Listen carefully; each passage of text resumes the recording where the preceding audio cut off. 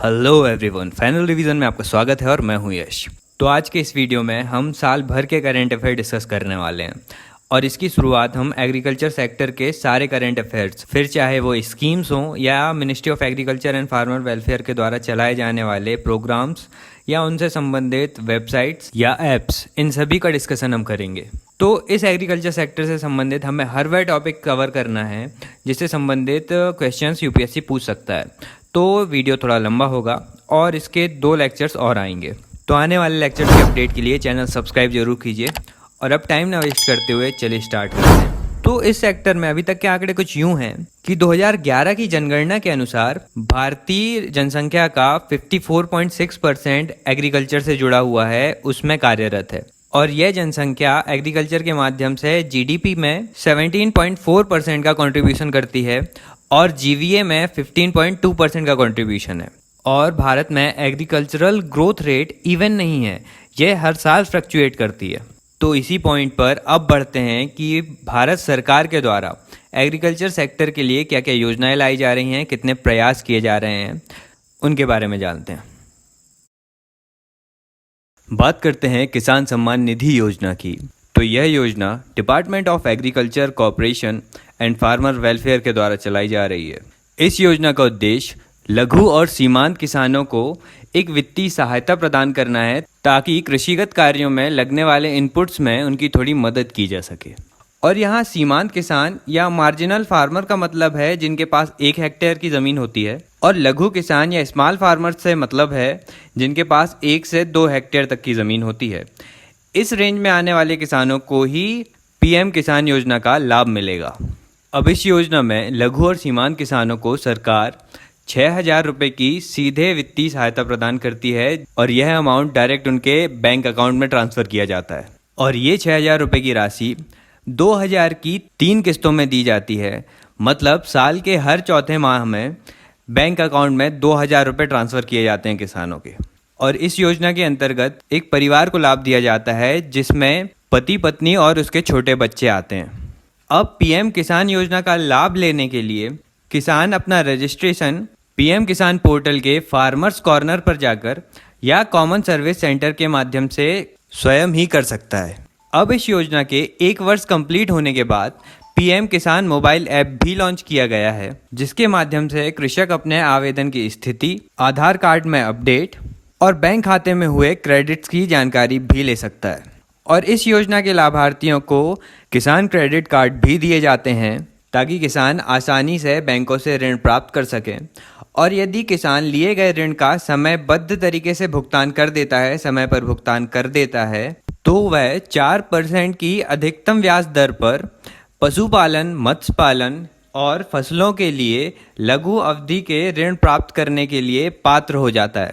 अब यह जो पीएम किसान योजना है उसका ऐसे लोगों को लाभ नहीं मिलेगा जो किसी लाभ के पद पर हैं या किसी संवैधानिक पद पर हैं या पहले रह चुके हैं, और जो इंस्टीट्यूशनल लैंड होल्डर्स हैं और वे सभी व्यक्ति जो आयकर का भुगतान करते हैं, इन सभी को पीएम किसान योजना का लाभ नहीं मिलेगा क्योंकि इनकी आर्थिक स्थिति पहले से ही अच्छी मानी जाती है।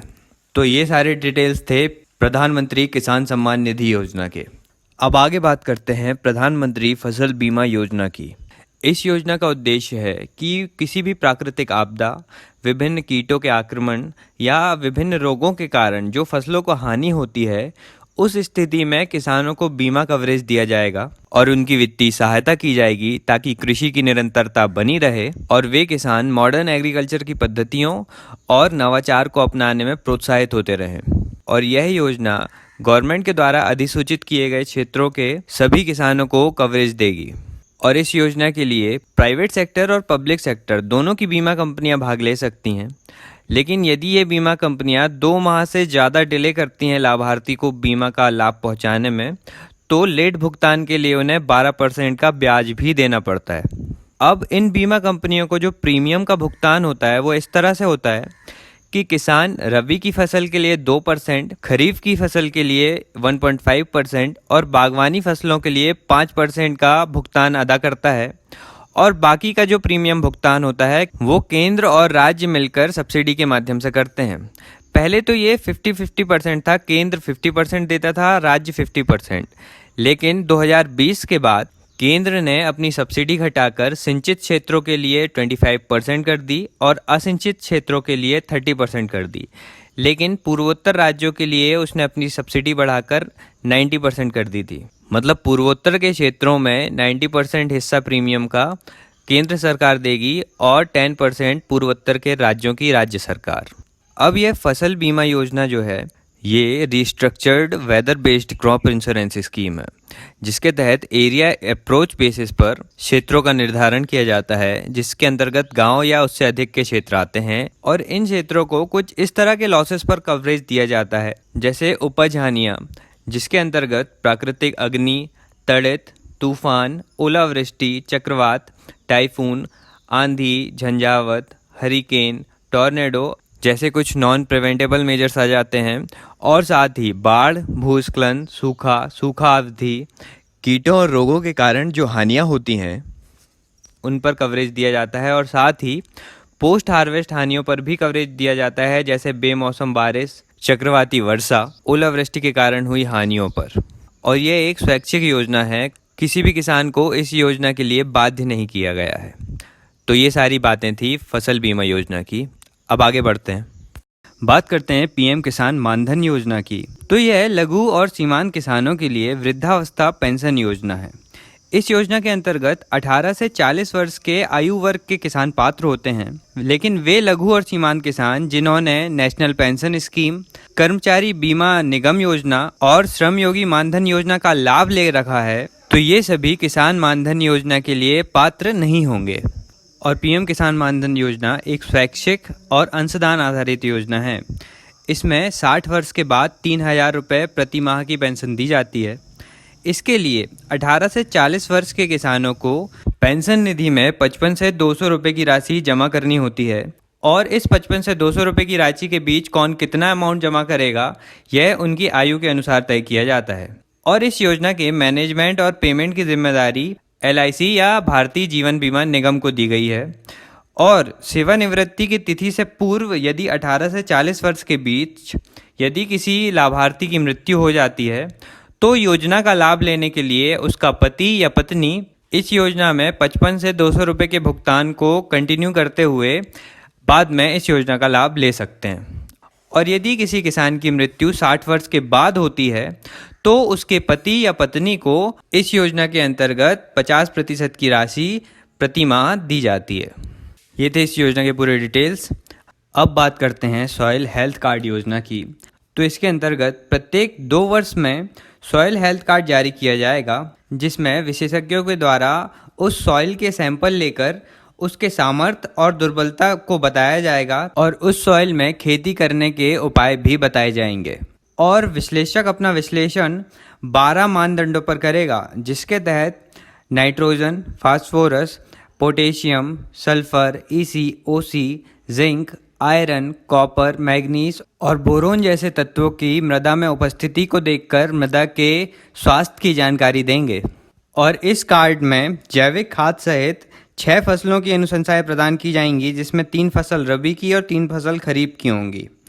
अब योजना के अंतर्गत 40 वर्ष के युवा या ग्रामीण किसान पात्र होंगे कि वे मृदा स्वास्थ्य प्रयोगशालाओं की स्थापना और जांच कर सकें और इसी के तहत कृषि संबंधी प्रयोगशालाओं और संस्थाओं का सुदृढ़ीकरण होगा और उनसे संपर्क भी बढ़ाया जा सकेगा।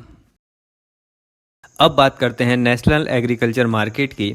तो यह एक Akhil Bharatiya electronic trading portal है, जिसके लिए एग्रीटेक इंफ्रास्ट्रक्चर फंड भी बनाया गया है।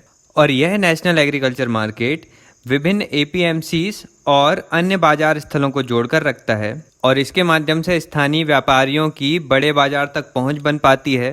और जो थोक विक्रेता हैं, प्रोसेसर्स हैं और जो निर्यातक हैं, उन्हें अपने कार्यों की ज़्यादा लागत मिल पाती है, क्योंकि इसमें मध्यस्थों में होने वाले खर्च में कमी लाई जाती है। और इसके क्रियान्वयन के लिए nodal agency small farmers agri business consortium है। और अब तक 16 राज्यों तथा 2 यूनियन टेरिटरीज में 585 APMCs को ई नाम से जोड़ा गया है। और APMC का फुल फॉर्म है एग्रीकल्चरल प्रोडक्ट मार्केट कमेटी। और आगे इस ई नाम के साथ FPOs को भी जोड़ा गया है। FPOs मतलब किसान उत्पाद संगठन। तो अब ये भी जान लेते हैं कि ये FPOs होते क्या हैं। तो ये एक प्रोड्यूसर कंपनी का एक रूप है और इस कंपनी को चलाते हैं इसके मेंबर्स, और मेंबर्स में जो भी उत्पादक क्षेत्र के लोग हैं, चाहे वे मछली पालन करने वाले हों, चाहे बागवानी करने वाले हों, चाहे कृषक हों या डेयरी क्षेत्र से संबंधित लोग हों, ये सभी मिलकर इस कंपनी को चलाते हैं। लेकिन इसका एडमिनिस्ट्रेशन का काम एक प्रोफेशनल मैनेजर ही देखता है। एक तरह से ये सहकारी संस्था के रूप में या सोसाइटी के रूप में काम करती है। और इन एफपीओज का फ़ायदा ये होता है कि सभी मेंबर्स, मान लो कि सभी मेंबर्स किसान यदि हैं, तो वे अपने जितने भी प्रोडक्ट हैं वो इस कंपनी में इकट्ठा करते हैं और उनके माध्यम से उनकी बार्गेनिंग पावर बढ़ती है। बार्गेनिंग पावर मतलब कि यदि इकट्ठा करके एक स्थान पर अनाज को रख दिया जाता है और एक साथ उसका विक्रय किया जाता है, तो इसका फ़ायदा किसानों को भी होता है। और ज़रूरत के समय कृषि में लगने वाली चीज़ें जैसे कीटनाशक हो गया, खाद हो गया, इन सब की खरीद भी एक साथ ही कर लेती हैं ये कंपनियां, जिससे इन्हें सस्ते रेट में प्रोडक्ट भी उपलब्ध हो जाते हैं एक साथ खरीद करने पर। तो इससे प्रोडक्ट का अच्छा पैसा भी मिलता है, फार्मर्स की इकोनॉमी ऑफ स्केल भी इम्प्रूव होते हैं, चाहे वो इनपुट में हो या आउटपुट में। अब इन एफपीओज में करंट का अपडेट यूँ है कि 5 वर्षों के लिए 10,000 एफपीओज के गठन की बात की गई है, जो 2019-20 से लेकर 2023-24 तक गठित होंगे। और जिन एफपीओज का टर्नओवर 100 करोड़ से कम है, उन्हें टैक्स में 5 साल के लिए हॉलीडे दिया जाएगा, और ये इन एफपीओज का सबसे बड़ा प्लस पॉइंट है। तो ये सारी बातें थी ई-नाम और एफपीओज के बारे में। अब अगली योजना की बात करें तो वो है प्रधानमंत्री अन्नदाता आय संरक्षण अभियान, जिसे पीएम आशा भी कहते हैं। इस योजना का उद्देश्य किसानों को उचित उत्पादों के लिए उचित और लाभकारी मूल्य प्रदान करना है। अब इसमें एमएसपी पर धान, गेहूं और अन्य अनाजों और मोटे अनाजों के लिए जो सरकारी खरीद होती है, उनके लिए खाद्य और सार्वजनिक वितरण विभाग के द्वारा जो वर्तमान में योजनाएं चलाई जा रही हैं, उनके स्थान पर 3 घटकों का प्रयोग किया गया है इस अभियान में।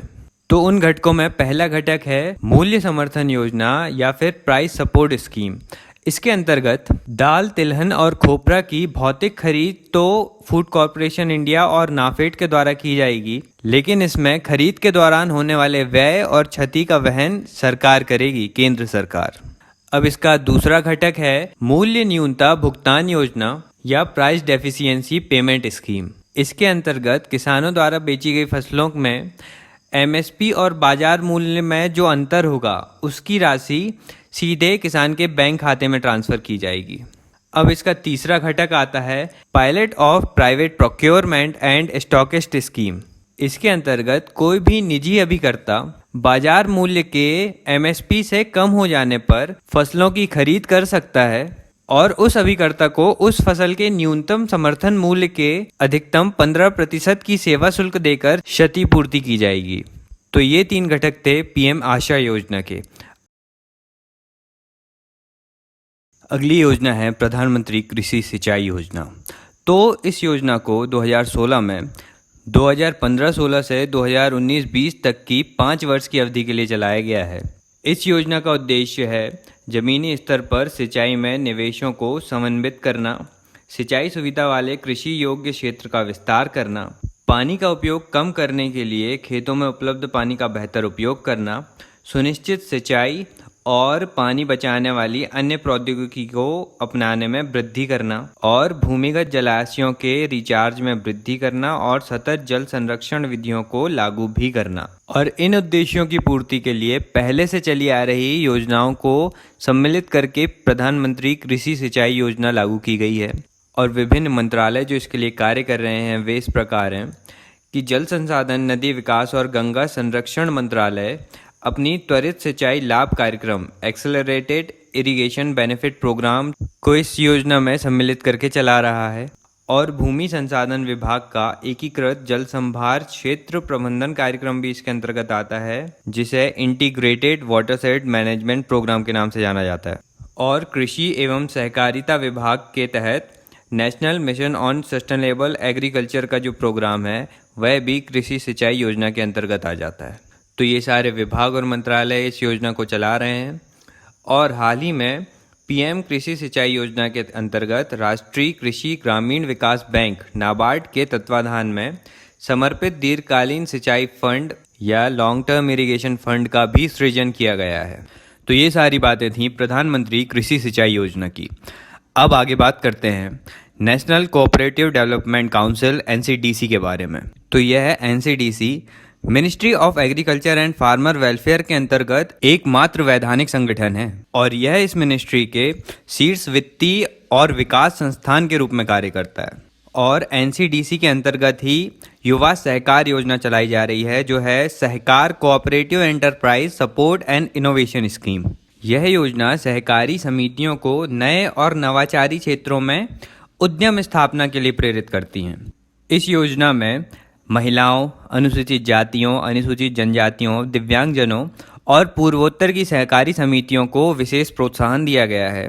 और इस योजना के अंतर्गत कोऑपरेटिव काउंसिल्स को विभिन्न इंडस्ट्रीज एस्टैब्लिश करने में जो लागत लगेगी उसमें विशेष प्रोत्साहन क्षेत्रों को 80% और अन्य क्षेत्रों को 70% की राशि ऋण के रूप में उपलब्ध कराई जाएगी। और कोऑपरेटिव काउंसिल्स को दिया जाने वाला यह ऋण या लोन टर्म लोन से 2% कम ब्याज दर पर दिया जाएगा। और इस योजना में अपडेट यह है कि देश के किसानों की 2022 तक आय दोगुनी करने के लिए मिशन सहकार 2020 भी प्रारंभ किया गया है। तो यह थी युवा सहकार और एनसीडीसी के बारे में बातें। अब आगे बात करते हैं कीटों के नियंत्रण संबंधी योजना की, क्योंकि वैसे भी भारत के साथ साथ विश्व के विभिन्न क्षेत्रों में लोकस्ट अटैक बहुत बढ़ गए हैं, तो उसकी योजना भी इम्पोर्टेंट हो जाती है। चलिए देखते हैं वो क्या है। तो इस योजना का नाम है strengthening and modernising of pest management approach in India, जिसे हिंदी में कहा जाता है भारत में कीट प्रबंधन दृष्टिकोण का सुदृढ़ीकरण और आधुनिकीकरण। इस योजना का उद्देश्य है कि कीटनाशकों के कारण मृदा, जल और वायु में होने वाले पर्यावरण प्रदूषण को कम करना तथा रासायनिक कीटनाशकों से जो संबंधित खतरे हैं उनको भी कम करना। अब यह एक सेंट्रल सेक्टर की स्कीम है जो 2 घटकों के साथ प्रारंभ की गई है, जिसमें पहला घटक है इंटीग्रेटेड पेस्ट मैनेजमेंट और दूसरा घटक है लोकस्ट कंट्रोल एंड रिसर्च। इसके अंतर्गत अनुसूचित मरुस्थलीय क्षेत्रों जैसे राजस्थान, गुजरात, हरियाणा आदि में टिड्डियों की निगरानी, पूर्व सूचना और नियंत्रण करना तथा साथ ही लोकस्ट और ग्रासहोपर्स पर अनुसंधान के लिए टिड्डी चेतावनी संस्था की स्थापना करना। और इसी योजना से संबंधित है कीटनाशक अधिनियम 1968। इसके अंतर्गत कीटनाशकों के आयात, उत्पादन, बिक्री, परिवहन और वितरण के साथ साथ उपयोग को भी नियंत्रित किया जाता है, ताकि मानव स्वास्थ्य और पर्यावरण पर उसके नकारात्मक प्रभाव को रोका जा सके। चलिए अब अगली योजना की बात करते हैं। अब हमारी अगली परियोजना है national initiative on climate resilient agriculture. इसके अंतर्गत बेहतर उत्पादन और रिस्क मैनेजमेंट टेक्नोलॉजी के विकास और रिसर्च के माध्यम से भारतीय कृषि को जलवायु परिवर्तन के अनुकूल बनाया जाता है। यह परियोजना Indian council of agriculture and research की परियोजनाओं का एक नेटवर्क है, जिसके अंतर्गत विभिन्न फसलों या क्षेत्रों का महत्वपूर्ण आकलन और उन पर विचार किया जाता है। बड़े क्षेत्रों में ग्रीन हाउस गैस की माप के लिए फ्लक्स टावर की स्थापना की बात की जाती है और धान की कृषि के लिए खेती की उभरती पद्धतियों का व्यापक क्षेत्र मूल्यांकन भी किया जाता है। यह परियोजना 4 घटकों के साथ कार्य करती है, जो घटक हैं रणनीतिक अनुसंधान, प्रौद्योगिकी प्रदर्शन, क्षमता निर्माण और प्रतिस्पर्धी भुगतान। तो ये सारी बातें थी इस परियोजना की। अब हमारी अगली स्कीम है इंटरेस्ट सबवेंशन स्कीम। इसमें देश में कृषि उत्पादकता और उत्पादन बढ़ाने के लिए किफ़ायती दर पर अल्पकालिक फसल ऋण दिया जाता है। मतलब इस स्कीम में 7% की ब्याज वाला 3 लाख तक का जो फसल ऋण होता है उसमें 2% का अनुदान दिया जाएगा। मतलब अब किसान को सिर्फ ब्याज का 5% का भुगतान करना होगा। और इसमें भी यदि किसान समय पर भुगतान कर देता है तो उसे 3% का अतिरिक्त ब्याज अनुदान दिया जाएगा। मतलब अब किसान को ऋण के लिए सिर्फ 2% का ब्याज का भुगतान करना होगा और बाकी का 5% का जो अनुदान होगा वह ब्याज अनुदान के रूप में सार्वजनिक, निजी और रीजनल रूरल बैंक्स को दिया जाएगा। और साथ ही आरआरबीज एवं सहकारी बैंक्स को पुनर्वित्त प्रदान करता है नाबार्ड, तो नाबार्ड को भी इस योजना के तहत ब्याज अनुदान प्रदान किया जाएगा। अब यह ब्याज अनुदान 4 सेगमेंट्स में प्रदान किया जाएगा। पहला, अल्पकालीन फसल ऋण के लिए प्रदान किया जाएगा ब्याज अनुदान। दूसरा, पोस्ट हार्वेस्ट लोन के लिए प्रदान किया जाएगा। तीसरा, दीनदयाल अंत्योदय योजना के अंतर्गत नेशनल रूरल लाइवलीहुड मिशन के तहत ये ब्याज अनुदान प्रदान किया जाएगा। और प्राकृतिक आपदाओं से प्रभावित किसानों को भी अनुदान मिलेगा। इनमें अनुदान का मतलब है इंटरेस्ट सबवेंशन, मतलब ब्याज में जो छूट दे रही है सरकार इस स्कीम के तहत, उसे अनुदान कहा गया है। तो ये सारी बातें थी इंटरेस्ट सबवेंशन स्कीम की। अब आगे बढ़ते हैं और बात करते हैं आर्या परियोजना की। यह परियोजना भारत सरकार के द्वारा वर्ष 2015 में प्रारंभ की गई थी, जिसे attracting and retaining youth in agriculture कहा जाता है। इसे प्रत्येक राज्य के एक जिले में कृषि विज्ञान केंद्र के माध्यम से क्रियान्वित किया जा रहा है। और कृषि विज्ञान केंद्र इस योजना में भागीदार के रूप में कृषि विश्वविद्यालयों और भारतीय कृषि अनुसंधान परिषद जैसे संस्थानों को प्रौद्योगिकी के लिए भागीदार बना रहे हैं। और एक जिले में 200 से 300 ग्रामीण युवाओं को उद्यमशील गतिविधियों से जोड़ने के लिए कौशल विकास और संबंधित सूक्ष्म उद्यम इकाइयों की स्थापना की जा रही है। और कृषि विकास केंद्रों में भी 1 से 2 उद्यम इकाइयाँ उद्यमी प्रशिक्षण इकाइयों के रूप में कार्य करेंगी, ताकि चयनित जिलों में ग्रामीण क्षेत्रों में सतत आय और लाभकारी रोजगार के लिए विभिन्न कृषि और संबद्ध एवं सेवा क्षेत्रों के उद्यमों को अपनाने के लिए युवाओं को आकर्षित करते हुए उन्हें उसकी ट्रेनिंग दी जा सके और उन्हें सशक्त बनाया जा सके। तो ये थी सारी बातें आर्या योजना की। तो आज का वीडियो बस इतना ही रखते हैं। एग्रीकल्चर सेक्टर के करंट अफेयर्स के लिए अगले 2 लेक्चर और आएंगे, जिसमें सारी स्कीम्स कवर हो जाएंगी। तो वीडियो पसंद आया तो लाइक ज़रूर कीजिए और फ्रेंड्स के साथ शेयर ज़रूर कीजिएगा। चैनल सब्सक्राइब करना ना भूलें। मिलते हैं अगले लेक्चर में और कंप्लीट करते हैं इस सारे टॉपिक को। Thank you so much for listening.